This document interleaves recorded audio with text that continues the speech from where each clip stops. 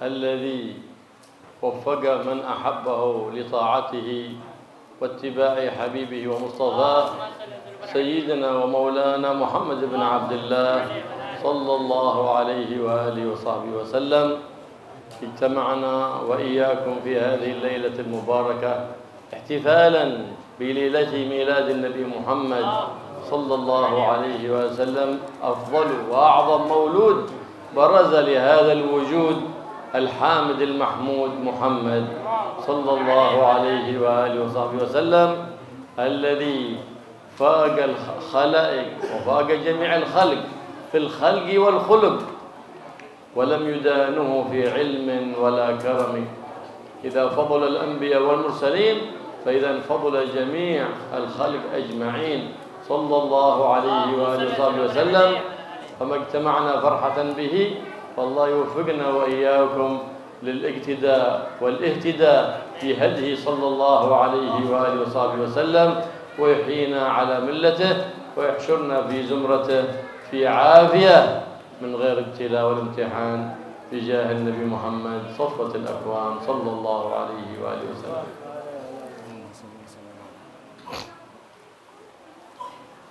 Segala puji bagi Allah Subhanahu wa Ta'ala yang telah memberikan pertolongan kepada siapapun yang Ia kehendaki untuk memiliki rasa cinta kepada kekasih teragungnya Nabi Muhammad SAW, yang memberi pertolongan pada siapapun yang dikehendaki untuk mengikuti sunnah-sunnah Rasulnya Nabi Muhammad SAW. Malam hari ini kita berkumpul di sini memperingati kelahiran beliau, manusia teragung yang pernah dilahirkan ada di jagat raya ini, bukan hanya di bumi. Makhluk teragung di seluruh semesta alam, yang paling sempurna di dalam memuji kepada Allah Subhanahu wa Ta'ala, dan yang paling banyak dipuji oleh seluruh semesta alam. Beliau Rasulullah SAW ini mengungguli seluruh makhluk, baik secara fisik maupun secara akhlak.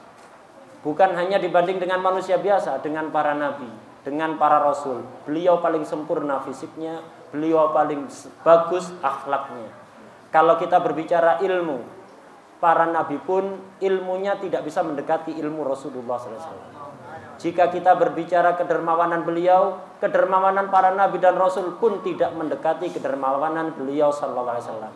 Sebagaimana malam hari ini kita berkumpul di sini, kita memohon kepada Allah Subhanahu wa Ta'ala agar Allah memberikan pertolongan kepada kita untuk selalu mengikuti jejak langkah beliau sallallahu alaihi wasallam.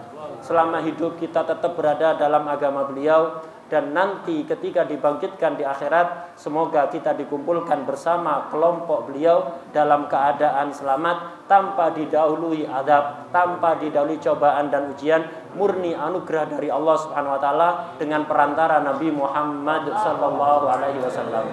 Nabi Muhammad sallallahu alaihi wasallam ja'ana bil khair. ولولا ليلة ميلاد النبي محمد ما عرفنا إسلام ولا عرفنا حج ولا عرفنا صيام ولا عرفنا صلاة ولا عرفنا شيء من الخير ولا عرفنا شيء من الأخلاق، لكن بميلاد النبي محمد جاءنا بكل خير، بكل خير. فوجوده في هذا الكون رحمة لأهل الإيمان في زيادة في إيمانهم، ولأهل الكفر والعصيان لم تعجل لهم العقوبة، فإن الله سبحانه وتعالى يمهل العبد الكافر لعله أن يسلم، ويمهل العبد العاصي لعله أن يتوب ويرجع لمولاه سبحانه وتعالى. فمثل هذه الليالي ومثل هذه الأيام هي وقت التوبة العاصي إذا يتوب لمولاه، هي وقت الإنسان البعيد الشارد عن مجالس الخير يرجع إلى الله سبحانه وتعالى. فإذا أحسن ما نستقبل به عيد ميلاد النبي محمد صلى الله عليه وآله وسلم هو بالتوبة الصادقة، بالرجوع إلى الله. فمن كان بينه وبين أخيه شحنة فيصطلح، أو بغضة، فإن الشحنة والبغضة يقول فيها النبي محمد حالقة الدين. هذه الموس قال لما ذكر الشحنة قال إنها الحالقة، قال لا أقول حالقة الشعر لكنها حالقة الدين.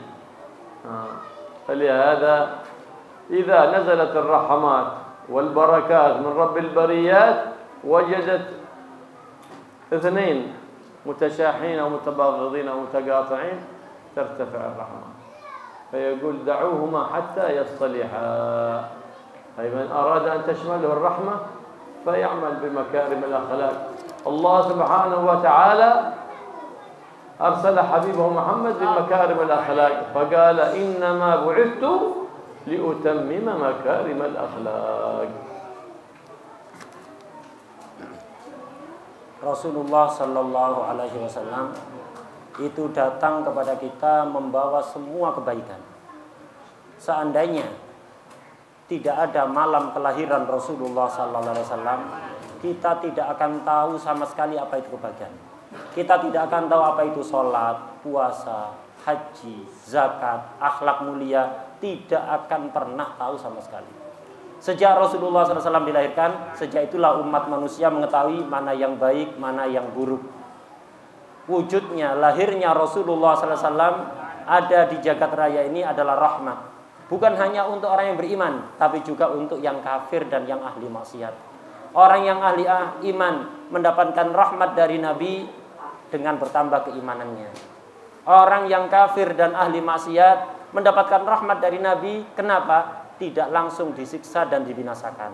Umat terdahulu sebelum dilahirkannya Nabi di atas muka bumi, kalau kafir tidak mau beriman pada nabinya, melanggar aturan nabinya, langsung dibinasakan secara massal. Tapi itu tidak terjadi setelah kelahiran Rasulullah SAW. Allah memberi kesempatan barangkali yang kafir masuk Islam, barangkali yang maksiat akan kembali kepada Allah Subhanahu wa taala. Dan kesempatan terbaik bagi kita yang ahli maksiat, yang selama ini jauh dari majelis kebaikan, yang sukanya hanya membuang-buang waktu untuk hal-hal yang tidak manfaat dunia maupun akhirat, jauh dari majelis maulid, jauh dari pengajian, jauh dari tempat-tempat kebaikan, waktu hanya dihabiskan sia-sia begitu saja. Bagi kita yang seperti itu, yang ahli maksiat, yang jauh dari Allah, dari kebaikan-kebaikan, di hari lahir Nabi Muhammad inilah kesempatan terbaik untuk kita bertaubat kepada Allah, untuk kita kembali kepada Allah. Dan kata beliau, siapapun yang di hatinya memiliki kebencian kepada satu saja umat Islam, walaupun yang ahli maksiat, apalagi orang-orang yang mulia, siapapun Anda yang punya permusuhan dengan sesama muslim, saat inilah, hari-hari inilah, malam-malam inilah, dalam peringatan, suasana peringatan hari lahir Rasulullah SAW, kesempatan terbaik untuk kita kembali, untuk kita bertobat, untuk kita menjalin hubungan baik dengan orang yang kita benci. Rasulullah SAW bersabda, rasa benci dan permusuhan kepada sesama muslim itu bisa mencukur, bukan mencukur rambut, mencukur agama. Agama Anda akan gundul kalau di hati Anda punya kebencian dan permusuhan kepada satu saja orang Islam. Dan perlu kita ketahui, dalam satu tahun itu ada malam-malam istimewa, ada hari-hari istimewa, yang di malam-malam dan hari-hari itu Allah menurunkan rahmat dan barokahnya lebih dibanding hari-hari dan malam-malam yang lain. Rahmat dan barokah yang turun akan mengena kepada siapapun, akan didapatkan oleh siapapun, kecuali beberapa orang. Di antaranya yang di hatinya punya rasa kebencian dan permusuhan kepada sesama muslim. Tidak akan dapat rahmat di malam-malam spesial, tidak akan dapat barokah di hari-hari spesial, kecuali dia memperbaiki hubungan dengan orang yang dibenci. Begitulah Rasulullah SAW, beliau diutus untuk liutammima makarimal akhlak, menyempurnakan akhlak-akhlak yang mulia. Walamma nazala qawlu subhanahu wa ta'ala inna Allah ya'muru bil 'adli wal ihsan. Bil 'adl al-hukm bil insaf. Ta'addi alladhi 'alayk wa ta'khudh alladhi lak. من غير بالعدل والإحسان وأنك تراقب الله سبحانه وتعالى في سرك وفي جهرك.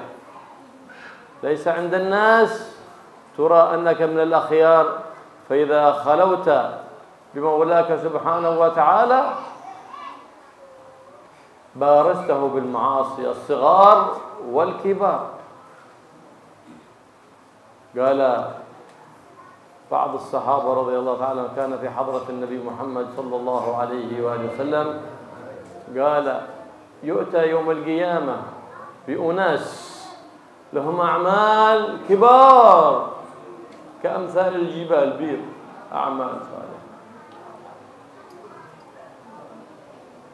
ثم تذهب بلا شيء، فتذهب هذه كلها وتفنى. كيف هذه الأعمال ما لها وزن في الميزان؟ لا. فقال ثوبان يا رسول الله منهم دلنا عليهم حتى لا نكون منهم. فقال أولئك منكم مثلكم يصلون ويصومون ولهم يمكن قيام بالليل، لكن إذا خلوا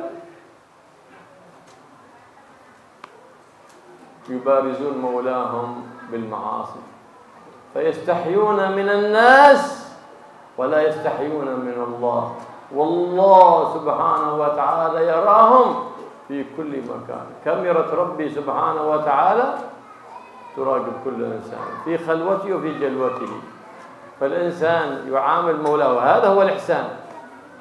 هذا هو الإحسان، أن تقدم الإحسان لإخوانك المسلمين وتراقب الله وتعاملهم بما يرضي الله سبحانه وتعالى.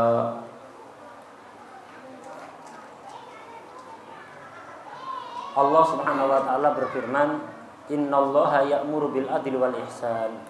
Sesungguhnya Allah memerintahkan kepada semua hambanya untuk adil dan berbuat baik.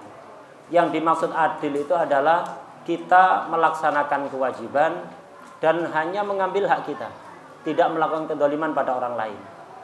Melaksanakan kewajiban, mengambil hak. Ini namanya adil. Yang dikatakan ihsan, berbuat baik lebih dari itu. Yaitu kita selalu menyadari bahwa setiap gerak-gerik kita, aktivitas kita, ucapan kita, dan semua yang kita lakukan, baik di hadapan orang atau tidak ada orang, itu diketahui oleh Allah Subhanahu wa taala. Ihsan adalah kita baik ada orang atau tidak ada orang ketika sendirian. Sebagian sahabat pernah mendengar hadis dari Rasulullah SAW yang sangat mengerikan, sehingga mereka ketakutan. Rasulullah bersabda, nanti di hari kiamat ada orang-orang yang dibangkitkan oleh Allah, saldo amalnya 0, tidak ada pahala, 0 pahala.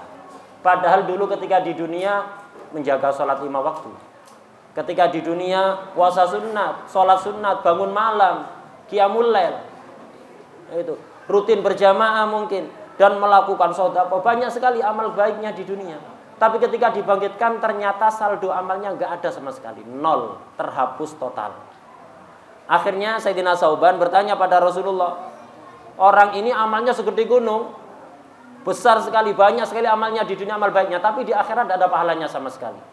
Sayyidina Sauban bertanya, Rasulullah, siapa mereka agar kami bisa menghindari, agar kami tidak termasuk orang-orang tersebut? Rasulullah SAW menjelaskan, mereka ini adalah orang-orang seperti kalian, ahli ibadah. Dulu di dunia ahli sholat, bahkan bukan hanya sholat wajib, sholat sunat juga. Ahli puasa, bukan hanya yang wajib, yang sunat juga. Qiyamul lail, itu banyak amal-amalnya. Tapi kalau di hadapan orang, kalau sendiri kelakuannya beda. Dia berani bermaksiat kepada Allah, yang dibuka di HP-nya beda. Tidak seperti amal yang ditampakkan di depan orang. Amalnya di hadapan orang dengan ketika tidak ada orang berbeda. Ketika nggak ada orang berani bermaksiat kepada Allah, malu kepada orang tapi tidak malu pada pencipta manusia, tidak malu pada Allah. Padahal pengawasan Allah itu selalu mengintai kita. CCTV Allah itu akan memantau kita dimanapun kita berada. Nah, ini yang dikatakan ihsan. Ketika kita menjaga kebaikan kita selalu taat pada Allah, ada orang atau tidak ada orang. فلما نزلت هذه الآية ايش الآية؟ إن الله يأمر بالعدل والإحسان وإيتاء ذي القربى وينهى عن الفحشاء والمنكر والبغي. سمعها كفار مكة قالوا إن رب محمد يأمر بمكارم الأخلاق، لأن هذه الآية حوت مكارم الأخلاق كلها، فمن أراد أن يتحلى بمكارم الأخلاق فليتأمل هذه الآية. فلما قال عثمان بن مضعون قال لما سمعت هذه الآية رسخ الإيمان في قلبي، وقد كنت أسلمت إلا جبر خاطر لمحمد لأنه صاحبي وأخي، فلهذا استحيت منه دائما يقول لي ادخل في الإسلام، استحيت فدخلت في الإسلام، لكن ما في إيمان داخل في قلبي، إنما جبر خاطر لحبيب الله محمد. لكن لما نزلت هذه الآية وسمعتها استقر الإيمان في قلبي وزادت مراقبتي لله، فزاد إيماني وقوي يقيني بالله. فتلاها على الوليد بن المغيرة فسمع هذا قال هذا ما هو قول البشر، هذا إن له لحلاوة وإن عليه لطلاوة وإن أعلاه لمثمر وإن أسفله لمغدق. ما هذا قول البشر، ما هذا قول البشر، إنما هو كلام خالق البشر جاء به سيد البشر محمد صلى الله عليه وآله وصحبه وسلم. فلهذا قال ألا قال إيش الآية؟ إن الله يأمر بالعدل والإحسان وإيتاء ذي القربى، وخص القرابات. من هم القرابات؟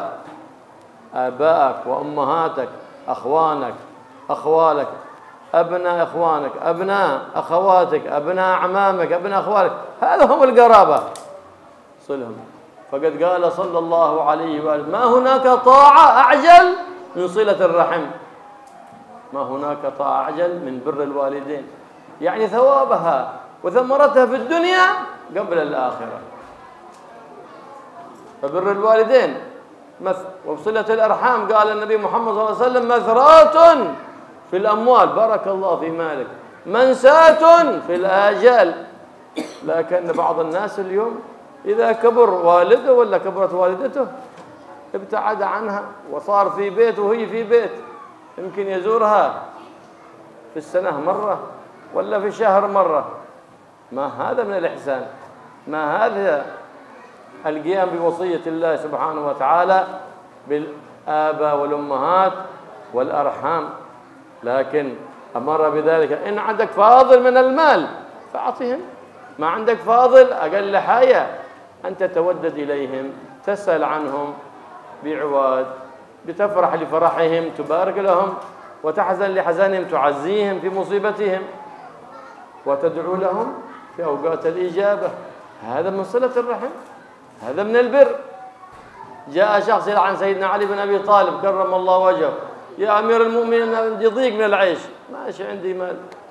فقال له ألك والدان؟ قال قد ماتا. فقال أتدعو لهما؟ أتستغفر لهما؟ قال لا. فقال ادعو لهما واستغفر لهما وتصدق عنهما وزرهما في قبورهما، فإنه من البر أن تزورهم في قبورهم بعد مماتهم، تتصدق عنهم وتهب لهم شيء من القرآن ومن الذكر والصلاة على النبي محمد توصلهم ويفرحون بها جم، يفرحون بها جم جم جم. صدق. فقال فعلت ذلك. قال فما مضى علي زمن إلا وحول الله حالي من ضيق المعيشة إلى سعة المعيشة ببركة الدعاء للوالدين. فبرهم في حياتهم مطلوب، كذلك برهم في بعد مماتهم بزيارتهم والتصدق عنهم والاستغفار لهم. وكل من كان حبيبهم وصاحبهم كما قال النبي محمد صلى الله عليه وسلم أن تصل أهل ود أبيك أو أمك في حياته فإن ذلك من البر بالآباء والأمهات.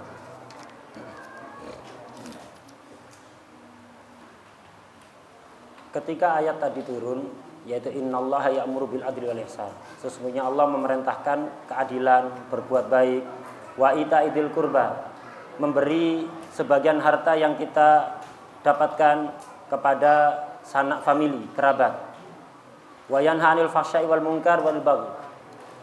Allah melarang dari perbuatan keji, perbuatan mungkar dan melampaui batas. Ketika penduduk Makkah mendengar ayat ini, ketika pertama kali diturunkan, mereka mendengar ayat ini, orang-orang Mekah langsung yakin, ini tidak mungkin ucapan manusia. Ini pasti ucapan pencipta manusia melalui kekasihnya yaitu Rasulullah sallallahu alaihi wasallam. Sehingga sebagian orang Mekah, ada namanya Sayyidina Utsman bin Mad'un. Ini dulunya masuk Islam itu karena tidak enak. Imannya itu tidak menancap kuat dalam hati. Sejak dulu itu punya hubungan dekat dengan Rasulullah, selalu diajak masuk Islam, selalu diajak. Akhirnya nggak enak, masuk Islamnya karena nggak enak dewi. Tapi nggak ada keimanan yang kuat. Sejak mendengar ayat ini langsung kata beliau, iman saya menancap dengan kuat, tidak seperti sebelumnya. Kemudian ayat ini disampaikan oleh Sayyidina Utsman bin Mad'un kepada penduduk Mekah yang waktu itu masih kafir dan sampai mati dia kafir, yaitu Walid bin Mughirah. Ketika mendengar ayat ini, Walid bin Mughirah mengatakan, ini pasti bukan ucapan manusia, ini pasti ucapan pencipta manusia. Jadi dia yakin dengan kebenaran Rasulullah SAW, tapi begitulah hatinya gengsi untuk menerima kebenaran. Kemudian dalam ayat tadi Allah memerintahkan kita untuk memberikan sebagian harta yang lebih dari kebutuhan kita kepada sanak famili. Siapa sanak famili? Kerabat kita. Yang paling utama orang tua kita, ayah ibu, kakek nenek, kakak adik, paman bibi dari jalur ayah maupun dari jalur ibu, sepupu, mindoan, mintelu dan seterusnya. Lah, ini adalah kerabat kita. Kita diperintahkan, setiap kita diperintahkan oleh Allah untuk berbuat baik kepada mereka. Kalau kita punya kelebihan harta, ya berbagilah dengan kerabat kita. Kalau tidak punya, minimal kita menjaga hubungan baik dengan mereka. Kalau mereka bersedih, ada kesusahan, kepaten, ya ditakziahi. Kalau mereka bikin acara ngundang kita, kita datang. Kalau mereka hatinya senang, kita ikut berbahagia. Ini adalah bentuk berbuat baik kepada kerabat. Berbakti kepada orang tua itu kewajiban setiap anak. Dan berbakti itu tidak khusus ketika orang tua masih hidup, tapi juga ketika orang tua sudah meninggal. Kalau orang tua masih hidup, kita berbakti kepada mereka, ya kita senangkan mereka, kita taat kepada perintah-perintah mereka. Kalau kita punya harta, kita dahulukan mereka. Jangan seperti kebanyakan orang zaman sekarang, rumahnya pisah dari orang tuanya cuma dijenguk setahun sekali atau sebulan sekali. Tidak begitu ajaran Islam. Ajaran Islam tidak begitu. Kita harus perhatian betul kepada orang tua kita yang masih hidup. Jangan karena sudah sendiri-sendiri hanya dijenguk ketika hari raya atau hanya sebulan sekali. Tidak begitu. Berusahalah untuk selalu membahagiakan mereka. Kalau punya harta, kasih mereka, dahulukan mereka. Berbakti kepada orang tua yang sudah meninggal, ini juga wajib. Dengan cara apa? Sedekah kepada orang lain, diniati untuk orang tua kita yang sudah meninggal. Dengan menziarahi kuburan mereka. Ini ajaran Rasulullah SAW. Orang tua sudah meninggal, diziarahi kuburannya, dibacakan ayat-ayat Al-Quran, zikir, sholawat, dikirimkan pahalanya kepada mereka, mendoakan mereka, memintakan istighfar untuk mereka. Ini adalah bakti kepada orang tua yang sudah meninggal. Termasuk bakti kepada orang tua yang sudah meninggal adalah kita selalu berusaha menjaga hubungan baik dengan orang-orang yang dulunya punya kedekatan dengan orang tua kita. Baik sanak familinya, rekan kerjanya, temannya, sahabat-sahabatnya. Kita menjaga hubungan baik dengan mereka, menjalin komunikasi dengan mereka. Ini juga termasuk bentuk bakti kepada orang tua yang sudah meninggal. Bakti kepada orang tua yang sudah meninggal. Silaturrahim ini amal ibadah yang paling cepat mendatangkan hasil, mendatangkan buah. Bukan hanya di akhirat, tapi juga di dunia. Silaturrahim itu bisa memanjangkan umur dan juga melancarkan rizki. Berbakti kepada orang tua lebih lagi. Walaupun orang tua sudah meninggal, kalau kita berbakti pada orang tua, baik yang masih hidup atau yang sudah meninggal dengan cara-cara yang tadi sudah disebutkan, maka Allah akan melampaukan rezeki kita. Suatu ketika pernah ada orang sowan ke Sayyidina Ali bin Abi Thalib karramallahu wajhah. Dia mengadu, Sayyidina Ali, saya ini hidup kok ruwet terus. Bisnis tidak pernah sukses. Ekonomi saya ini seret. Akhirnya ditanya oleh Sayyidina Ali, kamu punya kedua orang tua? Dua-duanya sudah meninggal Sayyidina Ali. Oh, sudah meninggal. Kamu rutin mendoakan mereka? Rutin memintakan istighfar untuk mereka? Tidak, rutinkan. Selalu.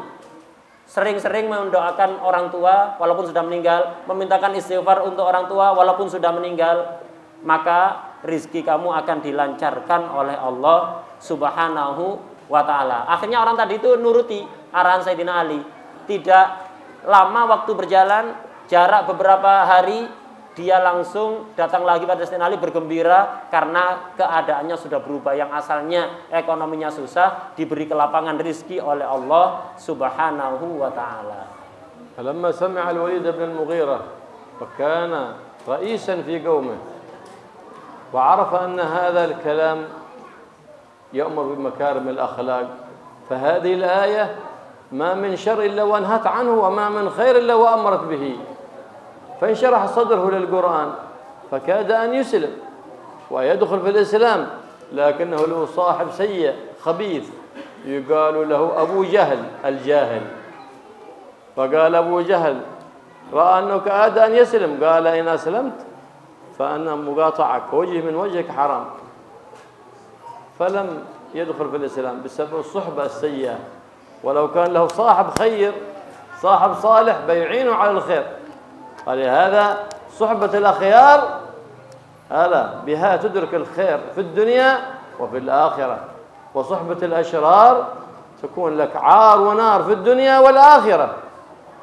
فلهذا كان السلف الصالح يهتمون بأولادهم إيش ولدك خرج إلى أين تجالس من تمشي مع من هذا أب يحب ابنه هذه أم تحب ابنها رجع من أين كنت اليوم البنت الابن يروح ويخرج ويدخل ولا أحد يسأله من أين إلى أين يكبر الولد على هذا ثم بعد ذلك الأب ما قدر فيه بيشله إلى المعهد يتعلم يقول الله أنا ما عاد قدرت في ابني لأنك أنت أهملته وقد قال الله سبحانه وتعالى يا أيها الذين آمنوا قوا أنفسكم وأهليكم نارا وقودها الناس والحجارة قال سيدنا علي لما كيف نقي أنفسنا وأولادنا قال بماذا نقيهم تعلمونهم أمر دينهم تعلمونهم الإسلام تعلمونهم الأدب تعلمونهم الأخلاق تسعدون بهم في الدنيا والآخرة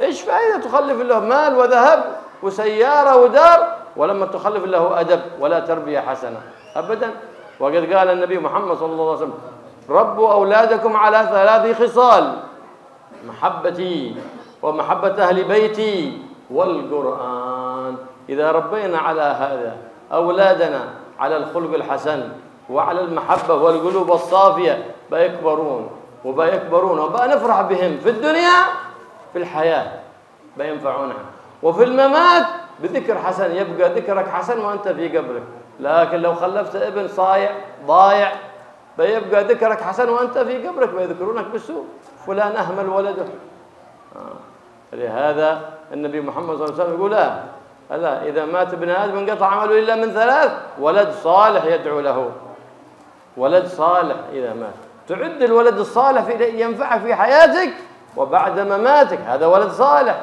يدعو له ولا بيدعو له إلا إذا رباه تربية حسنة وأدبه وعلمه أخلاق النبي محمد وعلمه كيف يقوم بنفع أهله وصلة قيام بحق حقوق الجيران وحقوق الأرحام وحقوق الوالدين فحينئذ بيفرح به في الدنيا وبيسعد به في يوم القيامة.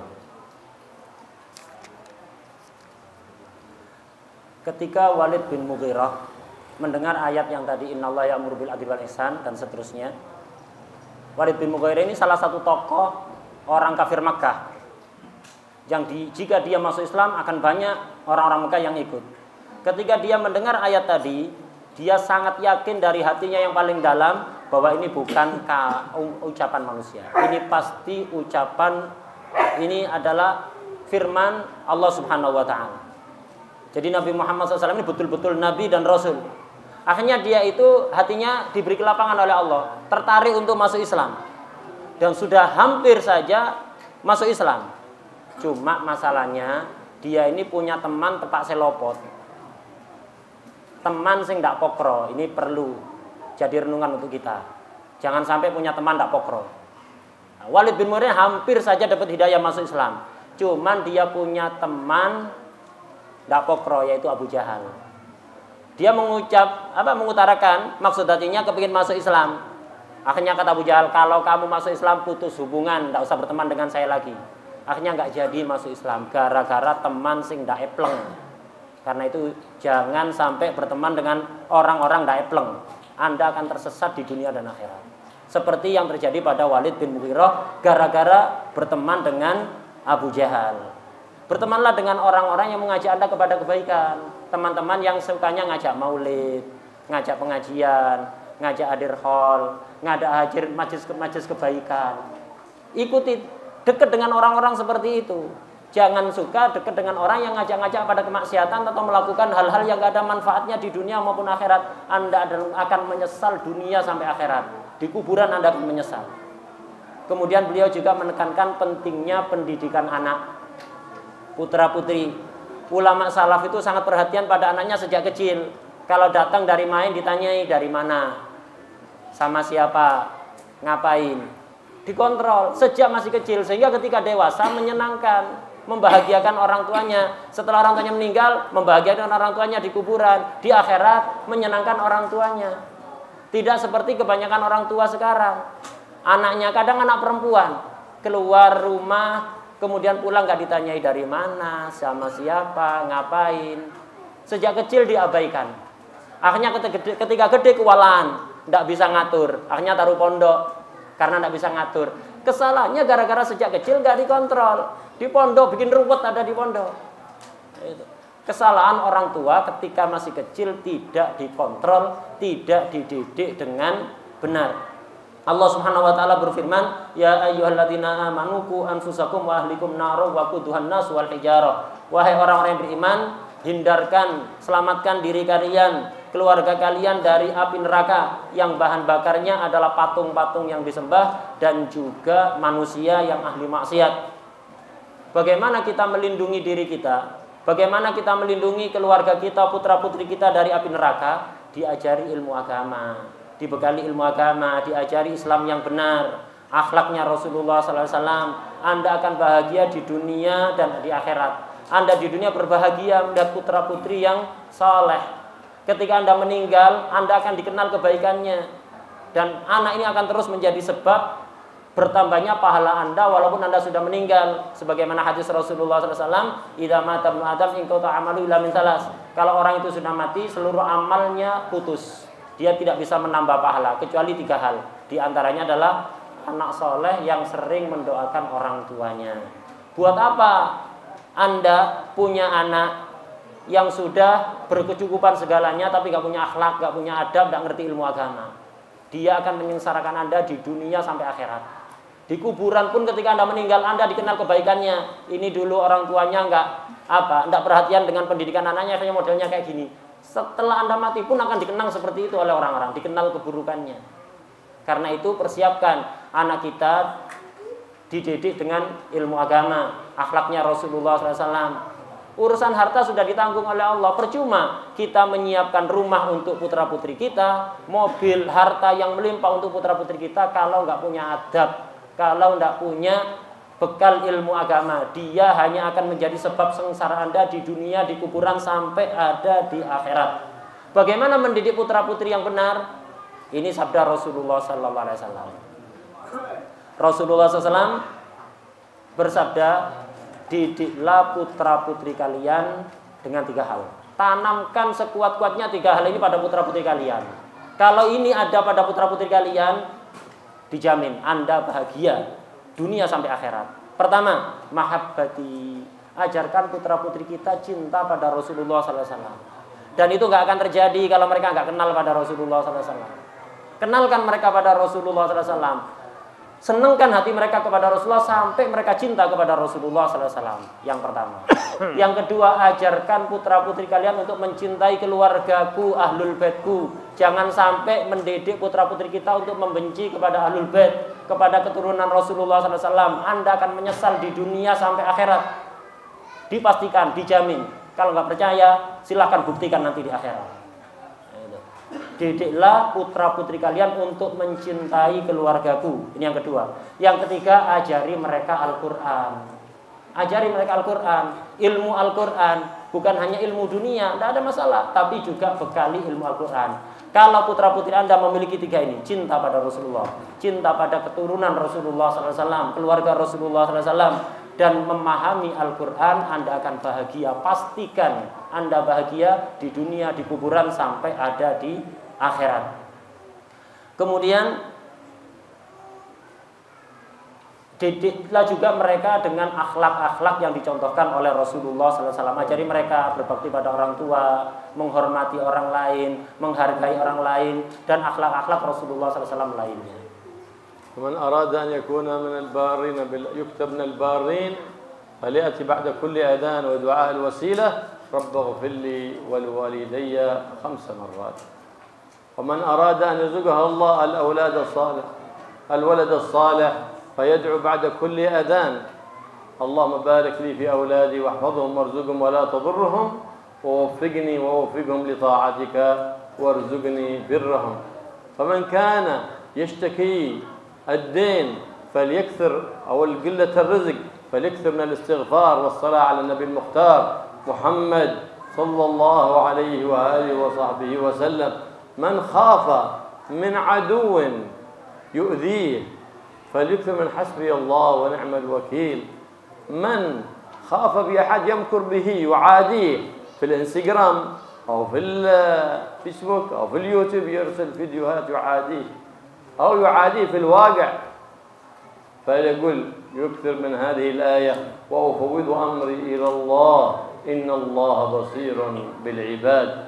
هكذا علمنا النبي محمد لكل داء ظاهر أو باطن دواء من القرآن أو من كلام سيد الأكوان محمد صلى الله عليه وعلى آله وصحبه وسلم.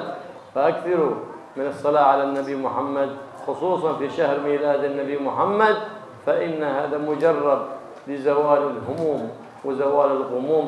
وقد قال النبي محمد صلى الله عليه وآله وصحبه وسلم من قال 3 عندما يصبح ويمسي لا إله إلا أنت سبحانك إني كنت من الظالمين أبدل الله حزنه وغمه إلى فرح وسرور.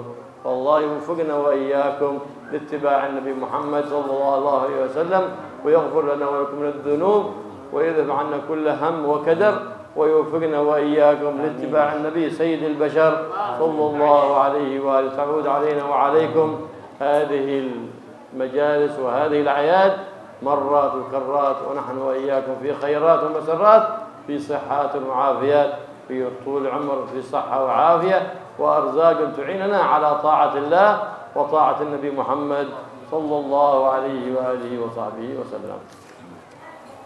Ini ada beberapa ijazah amalan untuk berbagai masalah yang sering dihadapi oleh setiap orang dalam kehidupan sehari-hari. Bisa direkam menggunakan HP-nya masing-masing. Bagi yang memang kepingin ngamalkan amalan-amalan yang diajarkan oleh Rasulullah SAW, kita alhamdulillah dapat ijazah langsung dari salah satu cucunya Rasulullah SAW. Bagi yang memang kepingin mendapatkan banyak solusi dari permasalahan sehari-hari, ini ada beberapa ijazah amalan dari Rasulullah SAW dari Al-Quran. Pertama, kalau kita ingin dijadikan oleh Allah sebagai anak yang berbakti pada orang tua, maka ada amalan yang harus kita rutinkan, yaitu kalau ada adzan dijawab. Setelah jawab adzan, baca doa adzan yang sudah umum. Setelah baca doa adzan, tambahi doanya. Rabbi firli wali walidayya 5 kali. Jawabi adzan, setiap adzan dijawabi adzannya. Kemudian baca doa adzan, setelah baca doa adzan, Rabbi firli wali walidayya 5 kali. Setiap habis doa adzan. maka pasti Anda akan dibantu oleh Allah menjadi anak yang berbakti kepada orang tua. Kalau dulu kita tidak sempat berbakti pada orang tua kita sudah meninggal, ini salah satu caranya.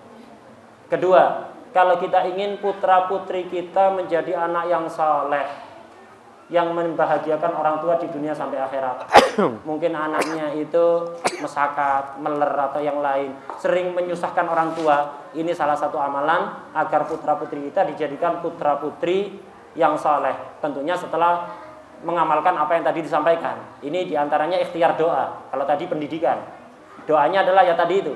Setiap adzan dijawab. Setelah jawab adzan, baca doa adzan. Setelah baca doa adzan, baca Robbi firli wali walidayya 5 kali. Nah, ini doa biar anak kita soleh, solehah. Yaitu baca doa. Doakan anak kita dengan doa ini. Allahumma barik li fi auladi wahfadhum warzuqhum wala tadurrahum wa waffiqni wa waffiqhum li ta'atik warzuqni birrahum. Ini doanya.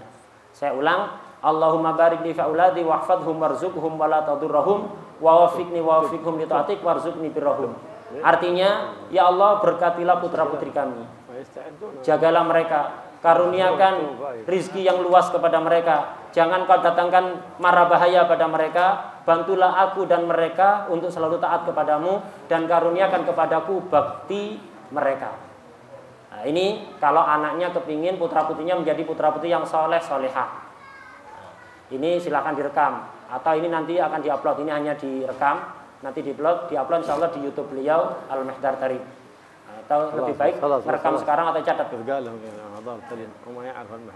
Kemudian yang ketiga, ijazah bagi orang yang banyak hutang sulit terlunasi atau mengalami kesulitan ekonomi. Ini solusi ijazah bagi orang yang mengalami keruwetan ekonomi. 2 amalnya, perbanyak istighfar dan perbanyak sholawat kepada Rasulullah SAW. Rutin tiap hari dan yakin, bukan coba-coba jajal-jajal, enggak. Tapi sejak pertama kali ngamalkan sudah mantap. Rutin setiap hari, jangan dup-dupen, dipek butune tok, enggak. Setiap hari rutin istighfar dan sholawat, perbanyak. Pastikan rezeki Anda akan dilapangkan oleh Allah Subhanahu Wa Taala. Yang keempat, ijazah kalau kita punya musuh yang kita takut atas gangguannya, berusaha mencelakakan kita. Perbanyaklah setiap hari zikir hasbiyallah wa ni'mal wakil. Misalnya ini takut dari misalnya fitnah orang lain, atau misalnya dari bosnya, dari atasannya, takut dipecat, takut diganggu, atau dari rekan kerjanya, atau dari tetangga, atau dari siapapun. Itu salah satu oknum aparat negara misalnya.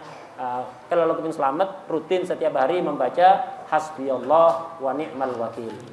Kemudian biar kita tidak diganggu dengan tipu daya oleh orang lain, baik secara online maupun secara offline, di dunia nyata atau di dunia maya, biar nggak sering diganggu, tidak difitnah dan yang lain-lain. Perbanyaklah membaca ayat ini.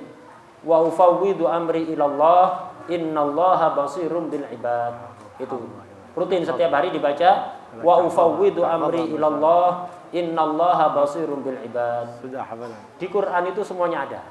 Obat segala penyakit, penyakit zahir, penyakit batin, gangguan apapun zahir batin, semuanya ada solusi dan obatnya di dalam Al-Qur'an.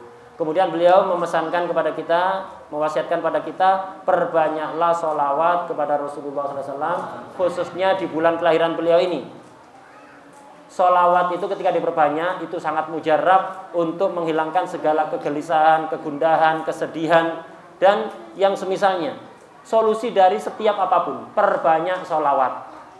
Dan beliau sering menyampaikan, orang itu di akhir zaman ini, tanda dia itu ahli sunnah wal jamaah senang sholawat. Kalau tidak ahli sunnah, tandanya di ijazah sholawat kudu muta atau tidak mau ngamalkan. Nah, ini tandanya berarti bukan ahli sunnah wal jamaah. Ahli sunnah itu senang sholawat. Perbanyak sholawat rutin setiap hari, akan semua solusi Anda akan terselesaikan. Kalau bukan ahli sunnah, di ijazah kayak gini, amal no dewi, begitu tandanya ahli sunnah wal jamaah. Nah, ahli sunnah senang di ijazah sholawat. Kenapa? Ini bisa mendekatkan kita kepada Rasulullah SAW. semua kesulitan Anda akan diselesaikan oleh Allah. Dan juga ada ijazah dari beliau, kalau ingin kegundahan dan kegelisahan kita, kesedihan kita diganti dengan kebahagiaan, yaitu setiap pagi dan sore membaca 3 kali La ilaha illa anta subhanaka inni kuntu minadh dhalimin. 3 kali setiap pagi dan 3 kali setiap sore. الله يبارك لنا ولكم في الأوقات والأقوات ويجعل المصروف في الطاعات يا رب العالمين. يبارك لنا ولنا في الطاعات وشوى العلم النافعات يا حي يا قيوم يا ذا الجلال والإكرام. مغفور الذنوب والسيئات المطلوب توفق لمرغوب بجاه النبي محمد الحبيب المحبوب. وصلى الله على سيدنا محمد وصحبه وسلم والحمد لله رب العالمين. سر الفاتحة.